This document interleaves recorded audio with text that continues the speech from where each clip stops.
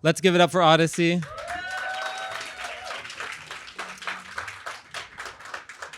So, little introduction. My name is Mikey Mhenna. I run an organization called Afikra.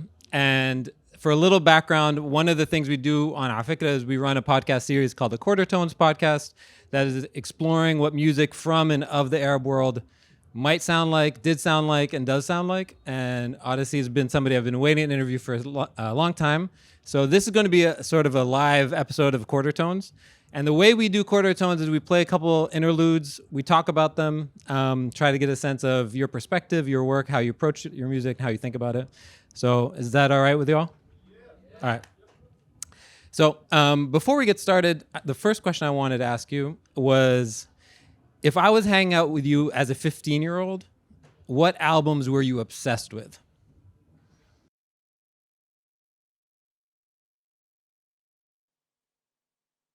Check. Hey, how y'all doing? Y'all good? All right, cool. Man, what was I listening to?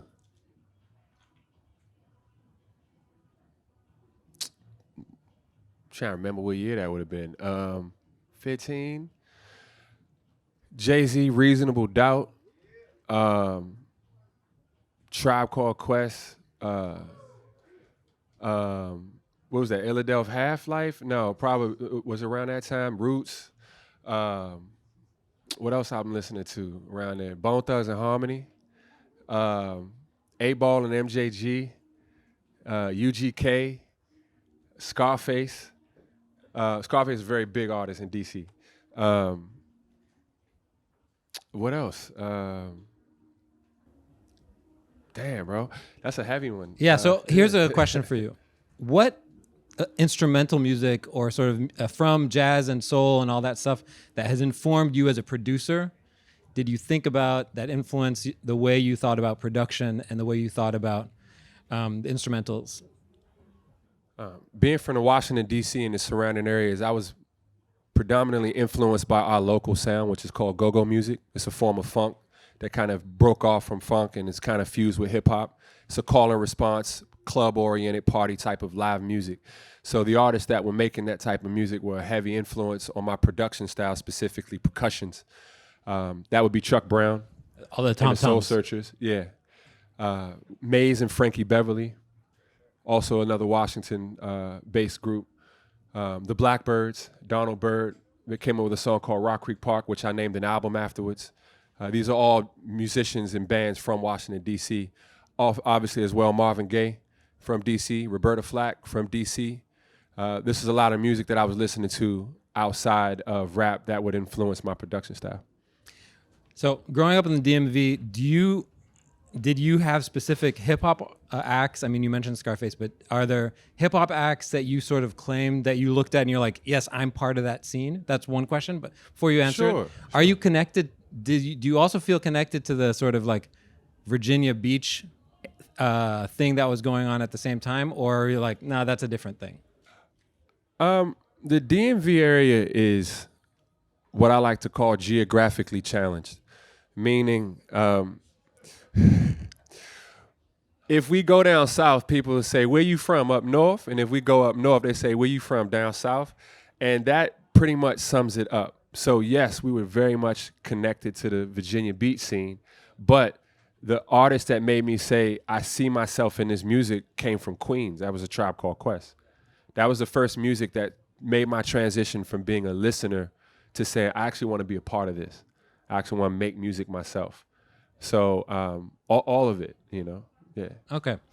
All right, so I want to listen to one of the earlier tracks, and then, well, if you were wondering what was playing while you were coming in, is one of the instrumental tracks called The Gospel. So maybe actually we'll start with some of the instrumental. Yeah, so like, cool. Let me play a little more of that, and then I'm curious to hear how you reflect on these types of sounds and how you make these types of songs.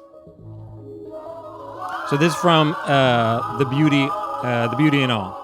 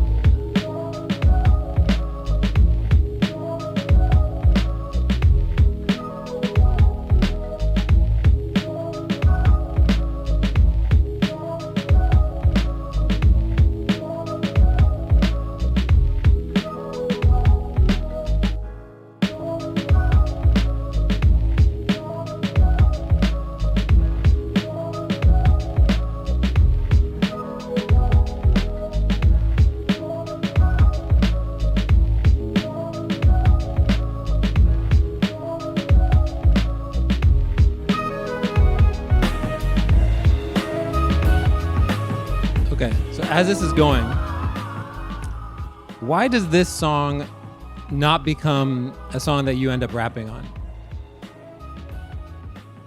You want the truth, or you want a romantic? No, I want the truth. Answer. Certain songs have to reach now. I make an insane amount of music, and some songs I just randomly pick for instrumental albums, and some of them I rap over. But I just make a lot of music. I couldn't possibly write to all of it, you know. And whenever I'm conceptualizing an instrumental album, I'm trying to create space for the instrumental to allow the listener to put whatever they want to the music. So oftentimes my instrumental records will be somewhat less involved musically than my rap records, which is almost oxymoronic. You probably would want more space for the rapper to fulfill, to complete it. But I find that my instrumental records work better when they're a bit more sparse, when there's a lot more space, because a lot of people will play my music in cafes, they'll listen to it for studying, so that the streams come from people who just use it as background music. So less is more so my approach when I make instrumental albums. That one in specific, it's a good example of putting my upbringing and my experiences into records. It's called The Gospel. My keyboard player, Ralph, who also is a singer in my group, he's the one who's singing the ah. It's me and him doing harmonies. He's doing the highs. He's got an amazing range. And the vocals in that are a nod to Appalachian harmonies, which is very common in folk music and bluegrass music that you find in the Appalachian Mountains. The Appalachian Mountains go all the way from Massachusetts to Arkansas, and they cut right through Maryland, where I'm from. So we have a lot of country influence through Appalachian harmonies, and I love Appalachian harmonies, 4, 5, 6-part harmonies, and these really high orchestral harmonies that you would associate with choir music, but you can find if you listen to somebody like the Fleet Foxes, for example. So that's got Appalachian harmonies that come straight out of Appalachian, Maryland. The hi-hat is on an odd meter, not on an even meter, which I take oftentimes from Sudanese music, where the one isn't on a traditionally where a Western one count is, not on the downbeat. Yeah. That's a Sudanese influence, and then it's all put together through a beat break, which is very classic New York early 90s hip hop. So you'll hear like this odd meter of percussion, which is very Sudanese, because I'm half Sudanese. You'll hear these Appalachian harmonies, because my mother's Black American from that area. And you'll hear hip hop, because I'm a child of hip hop. And it's kind of all smashed together very simplistically. When you approach making any music, are you sitting down thinking to yourself, okay, this is the concept, and I want to execute that concept?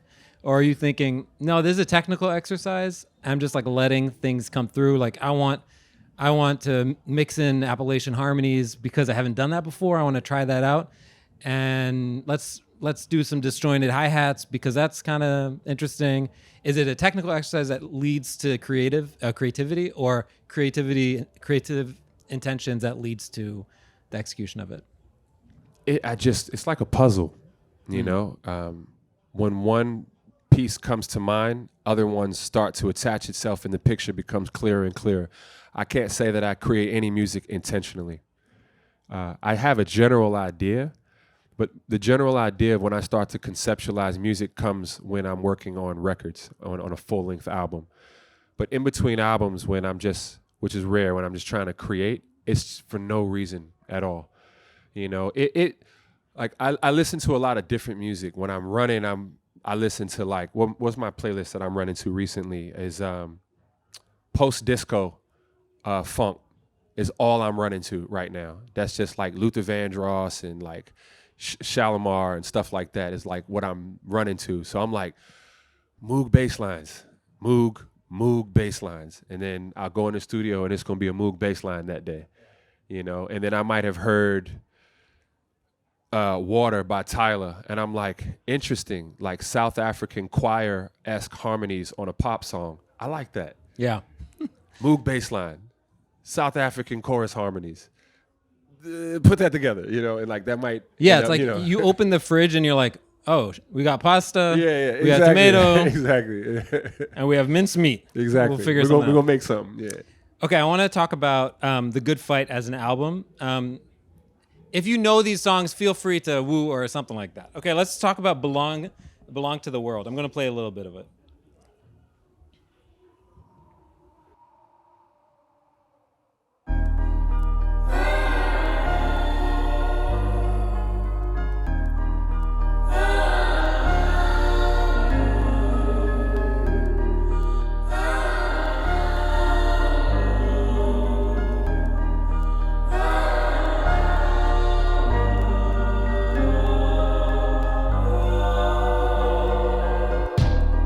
Around the city by my lonesome.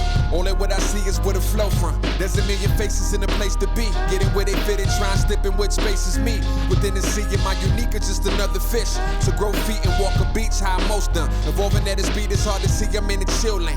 I be in the lobby, in the party where I feel strange. Never was the cool dude, never was a suave guy. More like the eye guy, one of women to root to. Never wanted to be the type that they were used to. Now I'm flying somewhere overlooking a dream.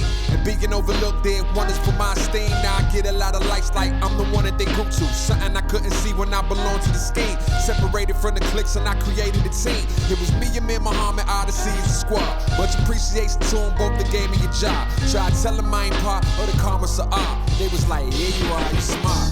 I'm just trying to break out the mold, trying to do the opposite of everything that I'm sold. Try to put me in a box already in the globe, so I don't get offended by the thinking of the old. Where I'm at is where I go, in a circle ain't my thing. And so it seems there were two kings, not enough and too much change. Two extremes and we accord in the middle, forever lost in the process of choose between. Somebody asked, what do you claim? I belong to the world. What's a clique, what's a crew, what's a gang? To a brother who been doing this thing all along. I belong to my name. That's Damn, Amir, I would have just played the instrumental. You could have done. Yeah. Thank you. Give it up for us. What does that song mean to you today that it didn't mean to you in 2015? Ain't nothing changed. So what does it mean to you? I belong to the world. Like, I genuinely feel comfortable everywhere where I'm at. There is nowhere on earth where anyone could give me a superior, inferior complex. Not a single place. There's no place where I feel like I'm not the right class, race, color, creed, or status that I shouldn't be in. And that is what that song is a testament to. That song was written after I took a very long drive from central London to Heathrow with this Turkish cab driver, and we got to talking. And we're talking about places. It sounds like you've traveled a lot. I was like, yeah, I have. And he said very eloquently, the world is a very large place, and when you travel, you realize how small it is. And that just resonated with me that, yeah, he's right. And it made me want to take an approach to music that, what if I start talking more about the similarities that we all have that we think are exclusive to our ethnicities or countries? Don't point a finger to it. Don't say, hey, we do this too. Just put it out there and let people see how similar it is. And I started doing that visually and musically. For instance, you take a photograph on a bus that has no windows next to someone who has livestock in their hands. And someone's like, we do that in Thailand too. Hey, we do that in India too. It's like, yeah, no shit. We're all former colonies of England, right? And we have so much more in common as a result of that. I look like my father exclusively wore Clarks because he was educated in England and came from Sudan. And I used to raid his closet when I was able to wear his shoe size to put on a pair of Clarks. And then I go to school, and the only people who would recognize that I had on Clarks were Jamaicans. And they were like, what you know about them shoes? I'm like, what you know about them shoes? It's like, that's like, it's like we have so much in common that we have no idea that we have in common because we don't have conversations. We don't have dialogue to realize we have way more in common than we don't have in common. And that song is a realization that I feel comfortable everywhere as a result of that commonality. It's interesting because it's the framing is interesting. You're not saying it's different than like another iconic song, "The World Is Mine," right? Yeah. It's the inverse. Yeah. You're saying, no, you don't belong to me. I belong to you. Yeah. Was that like an intentional alteration, Or that just how it came out No, immediately? that's how it came out. I love The World Is Mine. Like it's a fantastic. Yeah, no, it's a song. great song. It's just this is like a generous remix. Well, as a person from two different diasporas on my father's side and my mother's side, there are so many places in the world that go out of their way to make people like myself feel unwelcomed and uncomfortable. And at the beginning of my career, for instance, when I traveled through Europe, I was uncomfortable because I had a lot of invisible walls through my views on race and racism only through the construct of American racism.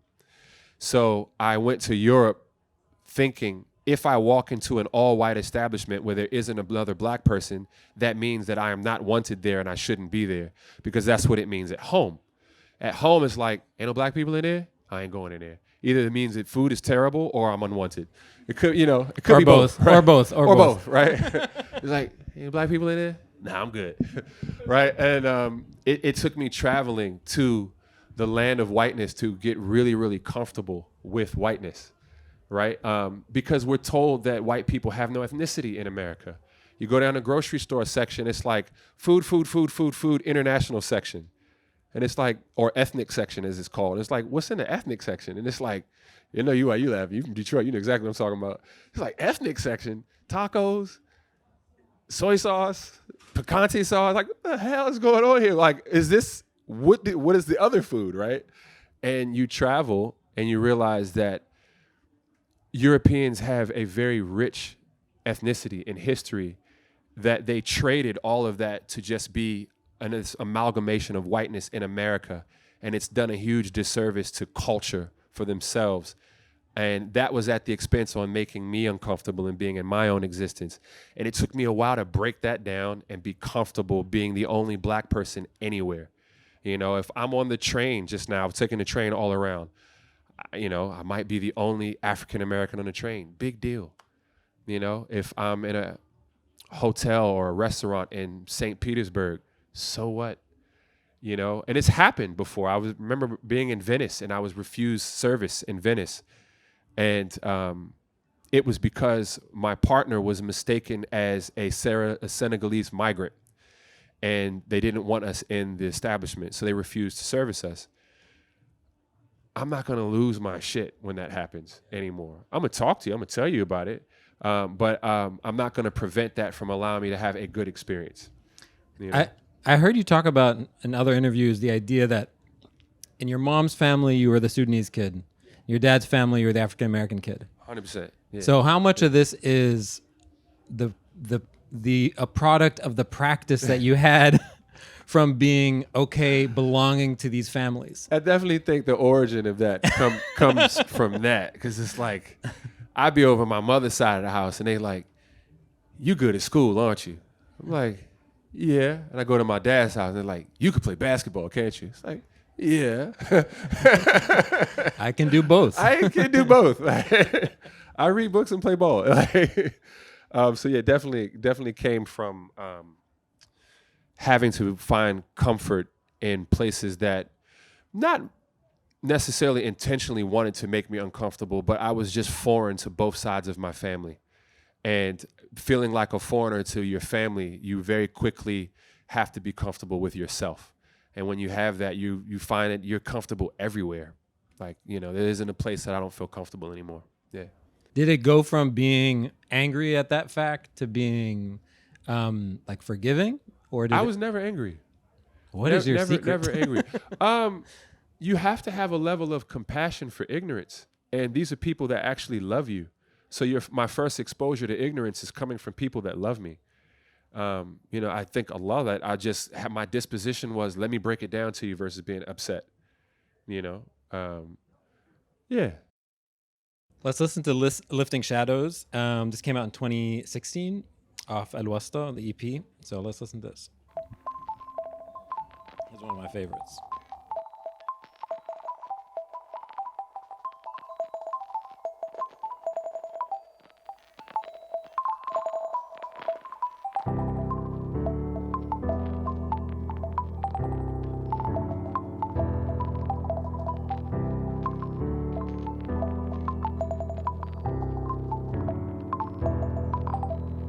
Just $1 below 10K, that's the amount I'm flying with. One more buck and the Lord comes out and the old one know about why I'm rich. I'm not rich, I'm just on the way back to the land where they need this grip. You give yours to a charity fund, I give mine to because that's sick. You see your name in the fold on the list, scared I'm involved in the cause and the pain. Lost somebody you loved in the towers and looking at me like I boarded the plane. I'm just an artist, you're not a target. No use in arguing, we all look the same. With that knowledge, I stay calm when they search for bombs or they find his grave. All in the name, I got a name that is scared or the brave of the land of the free.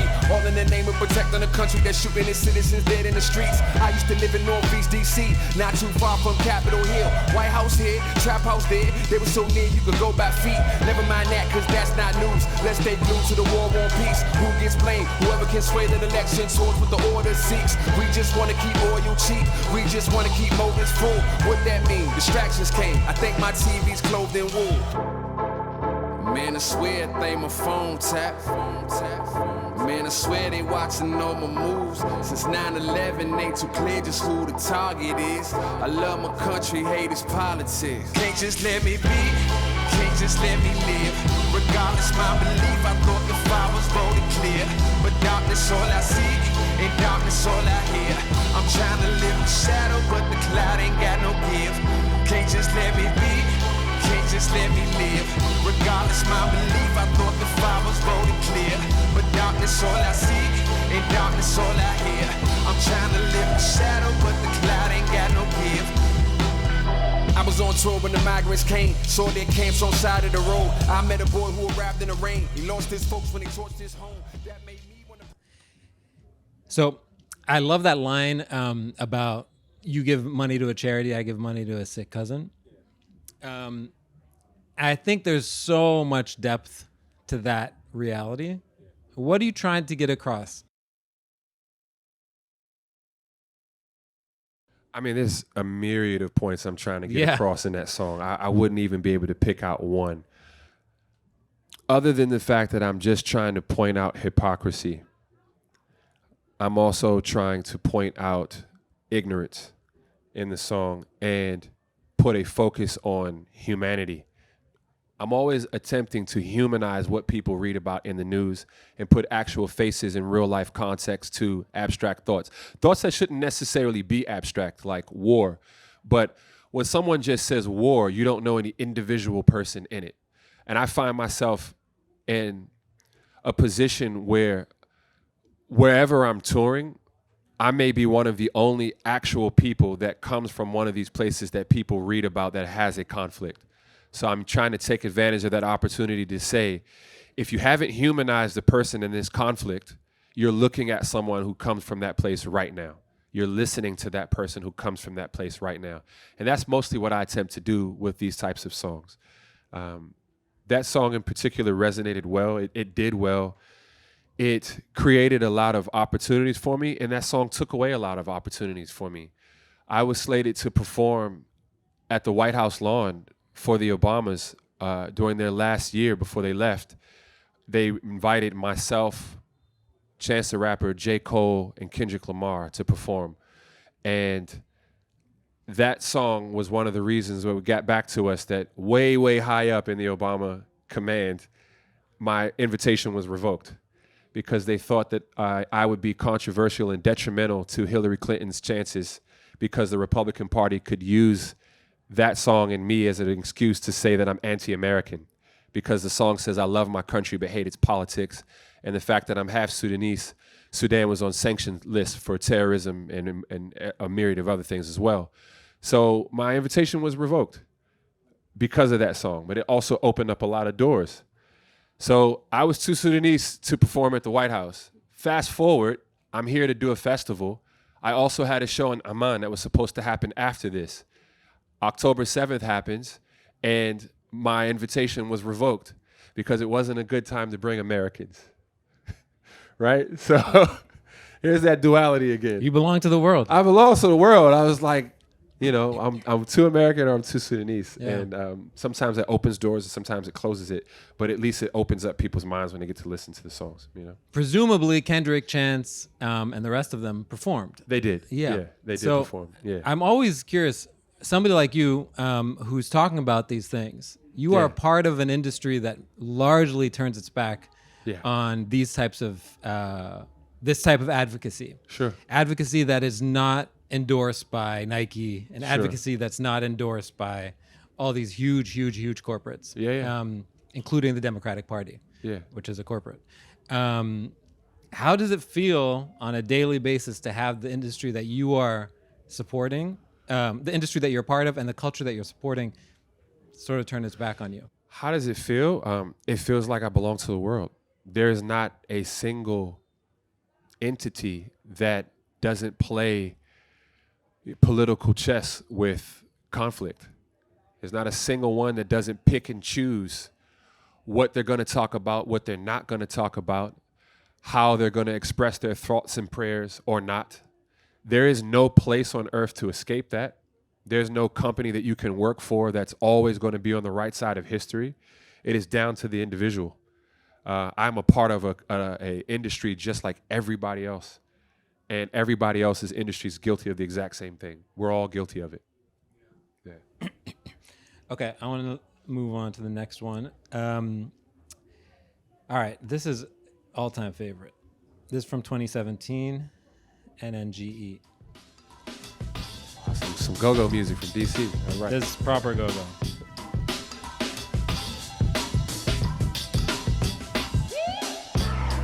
I mean, what is there to fear? I'm from Black America, it's just another year. You knew the disrespect by your elected puppeteers, but let me show you how to persevere. Just get up every time somebody knock you down and celebrate in front of people like they're not around. And if they try to build a wall to keep you balling out of bounds, use the bench they told you want to keep the fences knocking down. Shout it to the Latinos, cause hustling ain't illegal. We praying to the east of the Father, we all are equal. But if part of they gon' progress and stopping us get casinos. Well, let me ask the crowd, do one of y'all disagree? Just to chop the city, though, but represent the county. Until your voters counted, no, I got to tell them outie. It's all about the effort, and I'm effortlessly pressure. If I'm preaching to the choir, know they bound to get the lecture. You're with my folks around me, pushing envelopes and boundaries. So you won't only hear me where you found me. I'm somewhere asking questions like, can I be afforded the most? Better answer me with more than a no. I'm trying to tell you.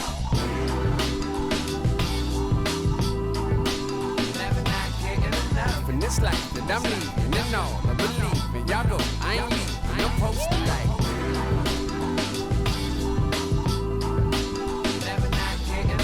In this life that I'm leaving, and all I believe in. Y'all go, I ain't leaving, I'm posted like. This is for the county and the area surrounding DC, Maryland, and Virginia. Now what you willing to let die first, yo? Your pride and your freedom. The story of my life in the conflict. It's like I follow my dreams. Okay. I want to talk about your relationship to DC. Over the last 15 years, more than that, but especially over the last 15 years, there's been enormous amounts of gentrification, crazy amounts. How has your relationship changed? Is it still the city that you recognize? Is it a city that you still feel the depth of a bond that you did before? I would say so. Yes, it's changed dramatically, but I still have memories there. It's still home, you know. It's still where my people come from. So even though it's changed so much, it's still home. Whenever I tour and leave the United States, even in the United States, but specifically when I leave the U.S., whenever I tour for an extended period of time, I live in New York currently, and I have lived in New York for quite some time. I have to go back home to D.C. to reset. It's not enough for me to come back to America and go back to my home in New York. I have to go home, like home. People have to talk like me, like for real, young. Like I ain't even trying to hear nobody up on some New York stuff talking about what's good and all of that. And yo, God, I don't want to hear nothing. I'm trying to go home. I'm trying to get 3 rings, fried rice, mumble sauce on the side, trying to holler at my boy like, what's good, cuz? You know what I mean? You hear me? Yeah, Slim, like whole time. Oh, I'm just like chilling. I'm trying to get into all of that when I return home, right? And I have to have that when I go home. It's like, it's a necessity. And that's home. Like I don't feel quite home unless I hit a reset and go back to DC, you know? And I still had that relationship with it. My good portion of my family is still there on my mother's side. And even on my father's side, my siblings still live in the area as well. You know, it's everything. It's my incubator. It's my haven. It's my recoup area, you know? It's the bedrock of my musical foundation and my writing style and what it is I choose to write about, it's everything for me. So yeah, it's still very important. Yeah. How's your relationship with Sudan changed? I love Sudan, man. Like that's my heart. You know, I don't know when I'll be able to visit again. You know, my father is there right now. He refuses to leave. And Khartoum? yeah, he's in Omdurman, but he's in an area controlled by the SAF, and he refuses to leave. He owns an apartment building, and he lives on the first floor, and he rents out the rest of the units. And he retired very early in his life. Alhamdulillah, he did okay, and he did what Americans wanted. He came to America, worked, and he went back home. And That's what they wanted. he did it. Like, he actually did it. Like, he left. Like, and up until recently, life was good for him. And that was part of the problem in Sudan, is that the city-state that is Khartoum allowed people to be very apathetic and live in this bubble of, as long as I'm okay, I don't care about what else is going on in the rest of the country. And whether or not my father admitted that, he was involved in that, and he was complicit in that, and he was okay with that, and his whole generation was. So this is whether or not people want to admit it, this is a chickens coming home to roost situation, right? Well, whether it was the revolution that ousted Bashir up until now, this was a long time in the making, right? For turning a blind eye to what was going on in the rest of the country, as long as people in the city-state were okay. And I think my father has come to terms with that. He doesn't want to run anymore. You know, he doesn't want to run. He's turned his apartment building into a place that feeds people now. He feeds about 150 people a day. People shower there. People get rest there. And he looks after people. He's a good guy, man. Yeah. Thank you. Yeah, he's not going anywhere. He's sticking it out. He's been hit by a shrapnel from a bomb that exploded several feet away from him that killed soldiers right in front of him. And it was in his hands and his feet, right here in his leg and in his hands. He patched himself up. He went right back outside. You know, he's not going anywhere. He's tired of running. He's tired of ignoring it. He's not going anywhere anymore. Yeah. What sort of effect does that have on you? As a personal effect, I want my father to survive, to see his grandchildren and have a relationship with us. But as a man, I completely understand his disposition. As my father said to me, leave and do what? Come sit on your couch and watch TV? What? I'm 70 years old. I don't want to just survive and go live and sit in a couch with air conditioning and eat basbousa and shai and just watch TV. I don't want to do that, right? I would rather stick it out here and have a purpose with my days on life, and I completely understand that. Yeah, live a life worth living. Yeah, I completely understand it. How do your parents feel about the music that you're making? My father has never heard a single song that I've made. No way. I don't believe it. I'm dead serious. I'm dead serious. My mother is a big fan. She's a big reason why I'm a writer. She read a lot of poetry to me, a lot of American poetry and a lot of American writers. Mark Twain, Robert Frost, Edgar Allan Poe. These are people that my mother would read to me and explain to me what metaphor, simile, double entendre, all these things were. That was my mom, 100%. My dad gave me my business ethic because he was an entrepreneur. And my father and I have a very good understanding of I'm the American. He's not. He doesn't force anything on me. I don't force anything on him. So if I grew up in a house where all we listen to is Sudanese music, at what point am I going to force him to try to understand what rap music is? We and him never play that game of like, please understand my culture, but we don't do that. Some people do, and they're like, I wish that I had more, my parents could understand everything that I am as a third culture kid. I never really did that. So as a result, when I wanted to do music, my dad was like, this is stupid, you're gonna fail. Nobody does this as a career, don't be silly. He's like, I play oud, but I don't wanna do this as a profession. You know, go get a real job, right? And I said, you know, give me a chance. If I can have commercial success before the age of 21, can I have your blessings to pursue this as a career? He said, sure, because he assumed that I was going to fail. And at the age of 21, I released a song called Music Lounge. Please don't play it because I hate it. The next song is no. It was the first song that I got paid for. It was on Jazzy Jeff's album, The Magnificent. Jazzy Jeff, if you don't know him musically, he was on The Fresh Prince of Bel-Air, but more importantly, he's the father of neo soul. In the early 2000s, his studio in Philadelphia was called The Touch of Jazz. It had 26 studio rooms, and everyone in there, from Jill Scott to Michael Jackson's Butterfly to Justin Timberlake to Floetry to Erykah Badu, were all recording there. And he gave me my first start in the music industry. The song that I did went on to be on a record that went gold. It sold 500,000 copies. And I got my dad's permission to do music because I had commercial success before 21. And ever since then, my father has simply asked me, how's business?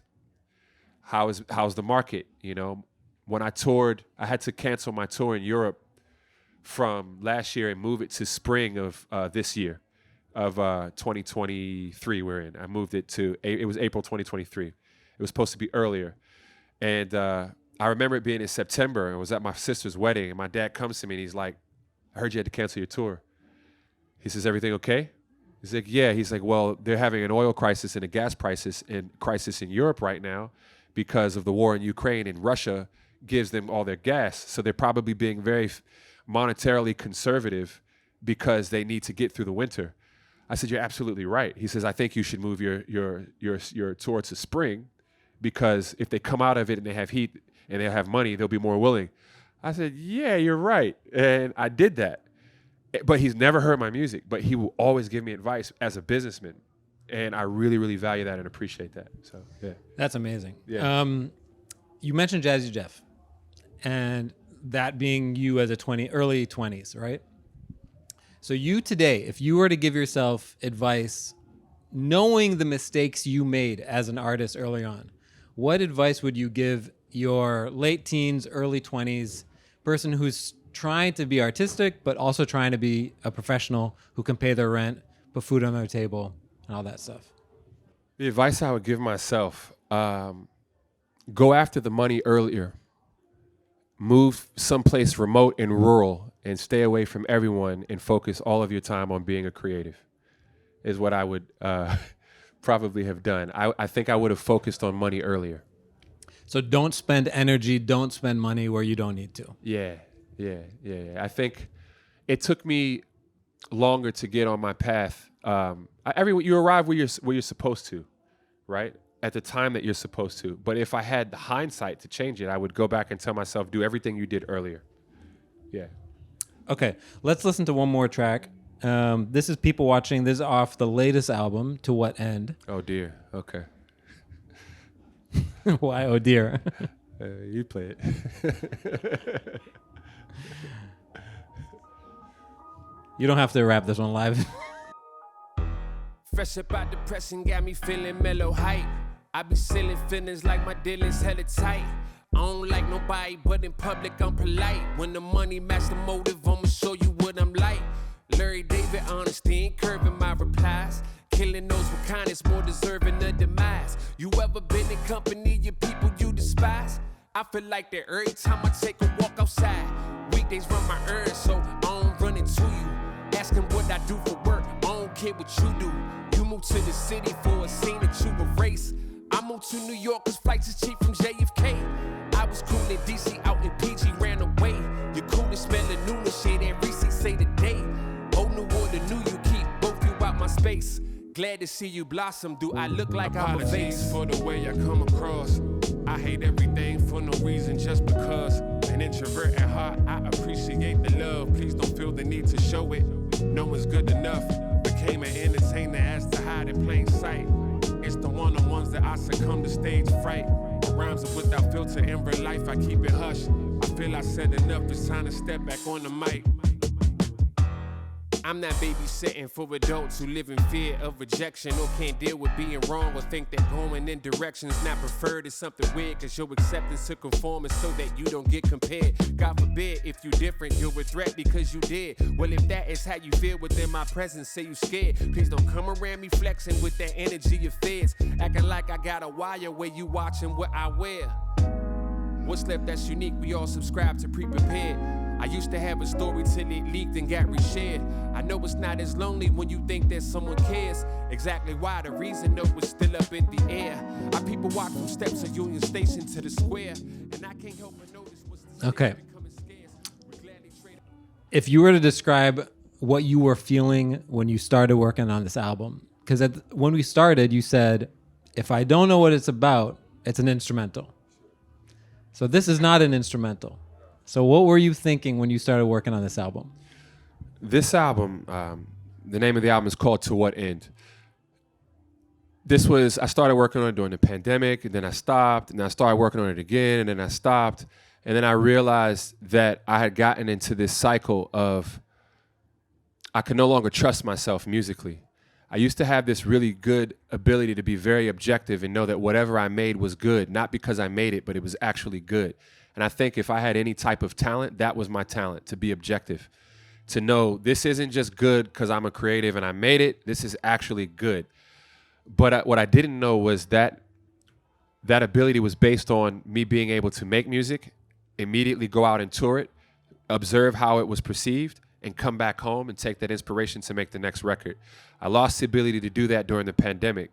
So I found myself in this free fall of being able to make an insane amount of music, but with no way to really bounce it off. So I started to second guess myself and doubt, like, is this actually good? And I had no way of climbing back. It took a really long time to getting back to say, I think this is good and I like it. That is the space that I was in when I was making this record.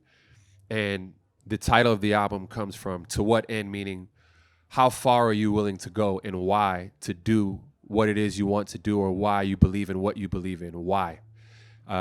There's always a why, and that why is based on the individual. It's not universal as much as we'd like to believe that it is. And this is a record with me expressing being more vulnerable and understanding the whys and the motives for what it is that I do. And that record in specific came about observing my new life as a parent in New York City and realizing that I now have a social group that I never had before I had children, i.e. meaning other parents. And observing other parents, it made me realize that pre-parenthood, the majority of these people would never speak to me. They would have nothing to do with me because our kids didn't know each other. They walked past me, they wouldn't say anything. They might even cross the street if they see me. But now that we have kids, that's the catalyst for us to have this relationship. And being in a liberal city is very interesting because liberals oftentimes don't know that they are low-key racist. Spoiler alert. They don't know, right? Because they're like, well, I do it. I'm clicking all the boxes, so I can't be racist, right? Called polite white people. Right. Listen, I didn't bring race into this. You brought it, all right? So I found myself, this song was specifically written after interactions on playgrounds in Brooklyn. And in a playground in Brooklyn, you'll be a black person and you'll see a group of white people, and they all know each other because they bought homes in a gentrified neighborhood because they couldn't afford the home elsewhere, but they don't send their children to school in that neighborhood. Their children go to school elsewhere. And they all identify each other, and it doesn't have anything to do with race. It has something to do with class. It just so happens that because of racism in America, the majority of people in this class are white, but it is not exclusive to whiteness. So I'm allowed to be in this class if I fit the criteria. And this is where this song comes into play. Meaning, is that a Yo-Yo Zen stroller or a McLaren? Okay. Clicks the box. Are those organic vegetables? All right. I think he's one of us. Do we have a person of color in our friend group? He might be. I like his threads too. He's drippy. Like, are those Aimé Leon Dore New Balance? Yeah, they are. Hi, what's your name? Nice to meet you. I'm such and such. Yeah, we just bought a home here. We live here. Do you guys live in the neighborhood too? You do. What block? Oh my God, that's so close to us. Oh my God, I don't fucking care about anything coming out of your mouth right now. And I'm just listening to this and I'm like, damn. You would not talk to me at all if you didn't see this child here. You wouldn't have a word to say to me if you couldn't identify how much money I make based off of my stroller and know that I'm in your league. And that is where that song came from. You moved to a city for a scene that you erase. I moved to New York because flights is cheap from JFK. That's what that is from. Yeah. It's your bank account excuses your blackness. Oh, hell yeah. Yeah. My bank account excludes my blackness. Being half Sudanese excludes it a lot of times. Like, bro, I had stories. I walk into a bodega in New York. I remember one time I was short having money, and it was in a Yemeni bodega, and I came in, and I wanted a Bruce Cost ginger drink. And I walk in, I was like, bro, I'm short. Can I get it to you next time I come back in? And he's like, why would I do that? This is the price you pay. You go home, you get the money, you come back. And I looked at him and I was like, all right, let's switch it up on him because he's talking to me because I'm black. يا أخوي يعني بالراحة يا زول يعني ما عليك أنت معلش من وين أنت السوداني يا زول خلاص يعني ما في مشكلة خلاص. I'm like, nah, I'm gonna go get your money still. But it changes immediately. It changes, yeah. We belong to the world. I belong to the world, brother. Man.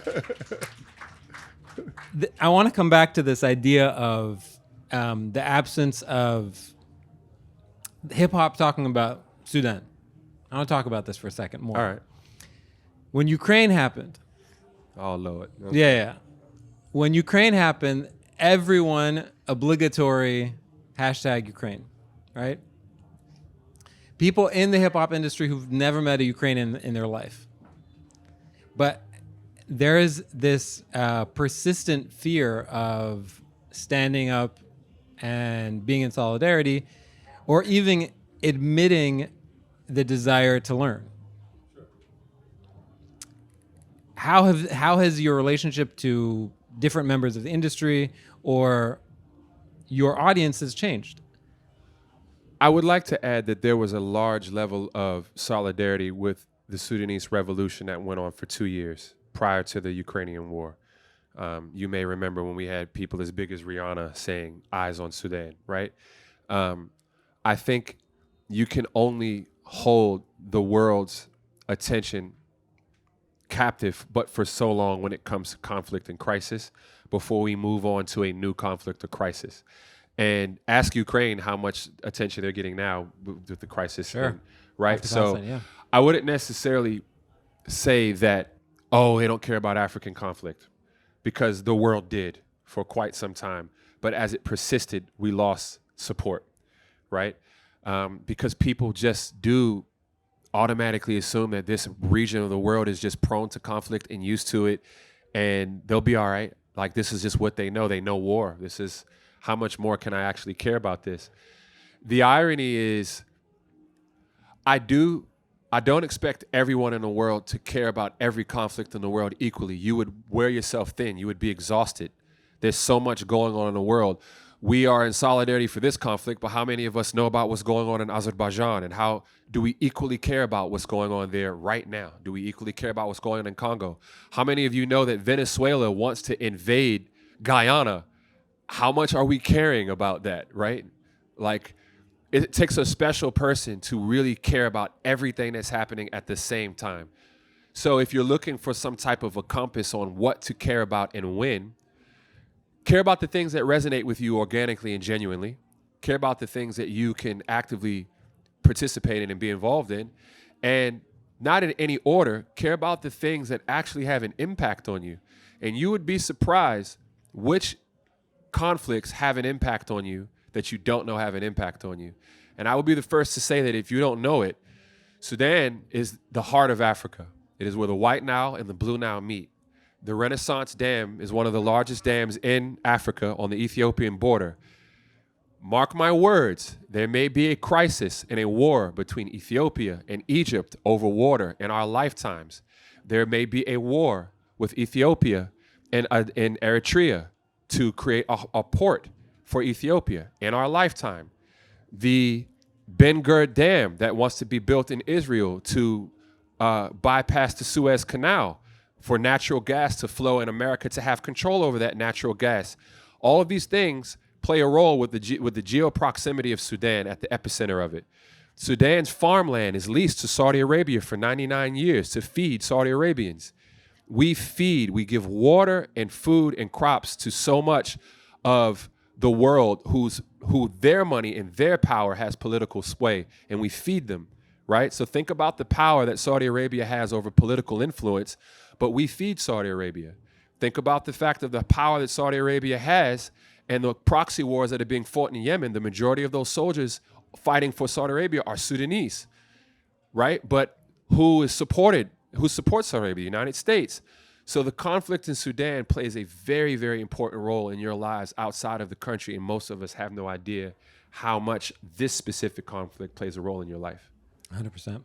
Okay, I got to wrap up, but I have one Yeah, last question. sure. Wait, hold up real quick. Rapid fire. Yeah, sure. Who is the GOAT besides you? Who is the GOAT? I don't consider myself a No. GOAT. Hold on. Rapper, producer. Jay Dillon, stop playing with me. Okay.